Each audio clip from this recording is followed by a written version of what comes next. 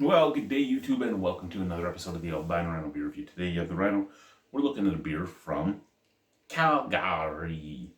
This beer is from New Level Brewing Company. It is 6.3% alcohol by volume. It is considered an American IPA. This is the Electric Reaper. Oh yeah, it's an Electric Reaper.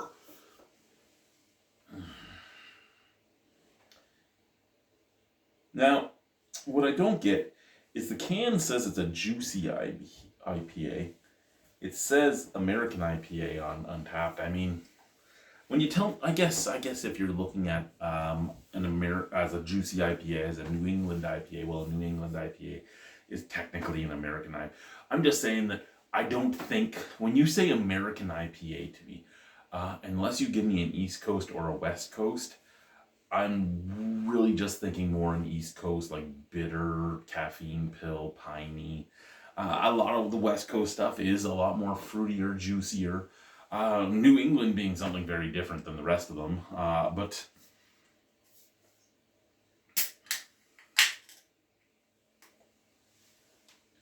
so this beer, very overpriced here in the Saskatchewan, but I've already been informed that buying it right from the brewery, it's about $2 less a can, close to it, and I can get behind that. I can't really get behind the price I paid for this one unless this thing really blows me out of the water. Just looking at the date here. February 22nd of 2024? February 22nd of 2024. It's right now November 5th. This beer's 9 months old. It was bought about 2 weeks ago, maybe 3. So it was just about 9 months old when I bought it. It was like 8.5. And I bought it for like 40 something, $45 plus taxes and deposit for an 8-pack. I think if I might have gotten ripped off here. Sobeys Liquors strikes again. Sobeys Liquors making the LCBO's practice of neglect look good. Sent from the can. Oh my god, though, fuck it, that smells amazing. This stuff's 9 months old. There's so much orange, so much passion fruit, so much orange, passion fruit, pineapple, mango,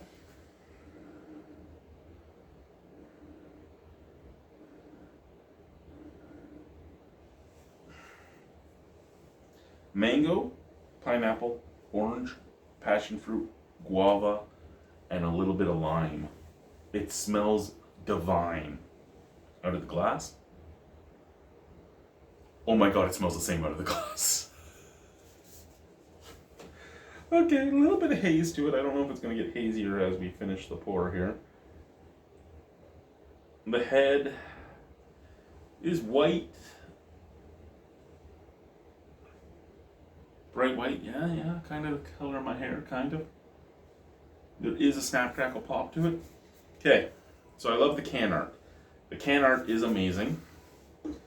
And when I first had this beer, I was going off of the way the Ontario market works. And I forget all the time that Ontario is a fully controlled market where your prices are controlled and everything else. And I'm like, if I get a beer from BC even and it gets to the LCBO, it's basically on par with prices of beers from Ontario. It really kind of is. And that's because same with Alberta. I get Alberta beers into the Ontario market, and they're pretty much the same price as buying a beer from Ontario. Little bits of variance, but not much. But then to find out that like what the fuck was that? A 4-pack of this stuff is usually a 4-pack of a lot of the beers that were in this mix pack. I shouldn't say this one because I didn't clarify this one. But a 4-pack of a lot of the stuff that was in that 8-pack. And that 8-pack cost me, again, $40 plus tax plus deposit. So like 46-ish. They were $14 a 4-pack. So $28 for an 8-pack. Big price discrepancy there. A big price discrepancy. So it's one of those things where, I don't know. The open market is nice, it really is, because you can get so much different stuff.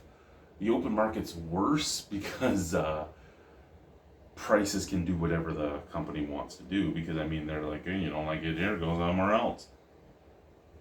And however, if you play the sales, even if you're playing the sales of beer, there are some good beer sales that come on, and sometimes it's even craft or crafty. You can get regional craft like Great Western stuff pretty cheaply. You want to go to the superstore and buy the no-name beer? Well, the no-name beer is made by Big Rock anyway, so it's crafty regional beer. It's not horrible, and it's cheap. So I mean, you have some ability to play. Cheers, let's try.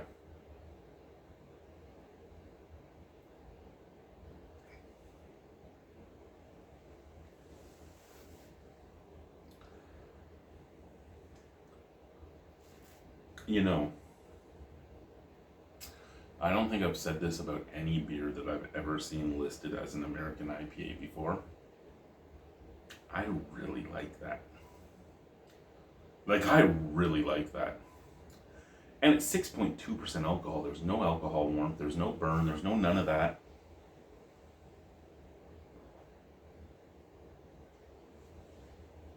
It's a smooth.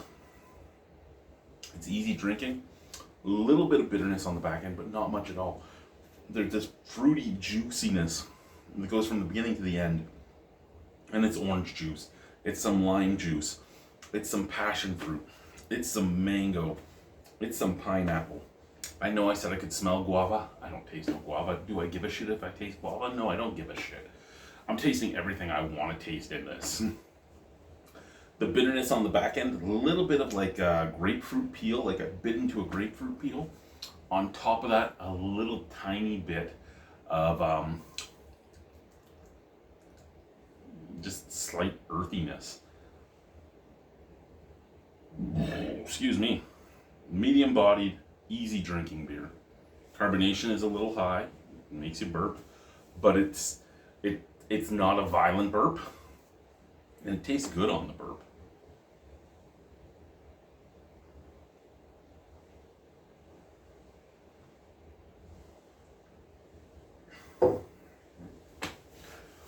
That is really good. Now, I don't remember if I sent that to Brian or I sent that to Chris, but one of them got the other can of that.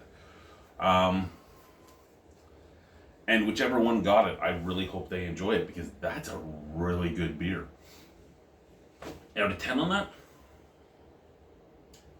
You know, I don't think it's really a 9 and above beer, but at the same time, I'm going to give it a 9 out of 10, because that's 6.2% alcohol. That could get you drunk, and I would have absolutely no problem just drinking that shit back for quite some time.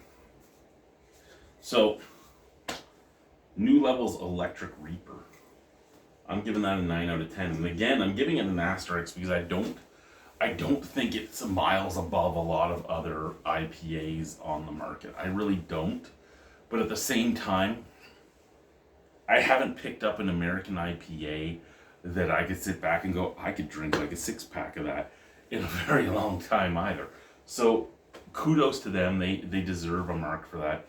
And knowing the $14 to $18 price range for all the beers that were in that mix pack,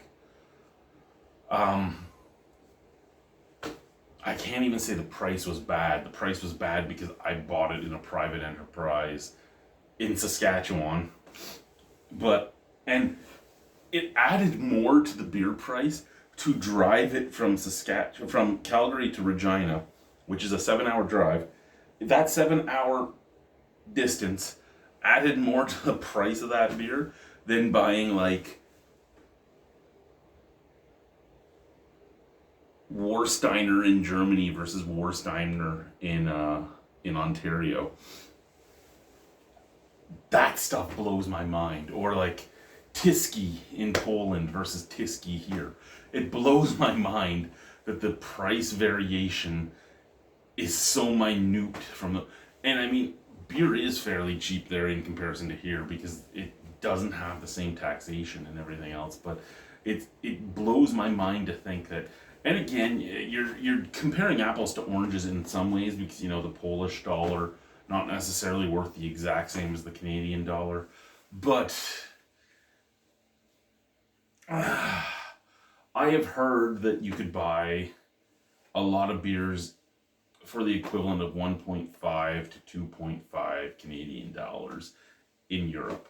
And those same European beers will be here, and they'll be here for between $3 and $4.50, right? $3 and $4.50. So they're adding less to their bottle for import tariffs, traveling across the ocean, and all. Like it's mind-boggling. Anyway, guys, thank you very much. Au revoir. A bientôt. See you soon. Bye-bye. Come on. See you.